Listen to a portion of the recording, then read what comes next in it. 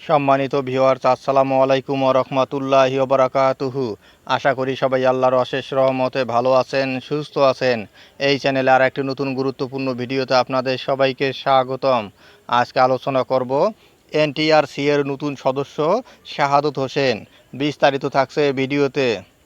এই ভিডিওটি দেখার আগে যারা এই চ্যানেলে একদম নতুন তারা অবশ্যই চ্যানেলটি সাবস্ক্রাইব করে পাশে থাকা বেল আইকনটি প্রেস করে দিন।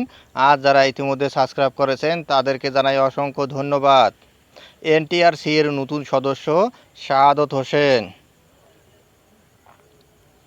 বেসরকারি শিক্ষক নিবন্ধন ও প্রত্যয়ন কর্তৃপক্ষের এনটিআরসি এর নতুন সদস্য হিসেবে যোগদান করেছেন মোহাম্মদ শাহাদত হোসেন।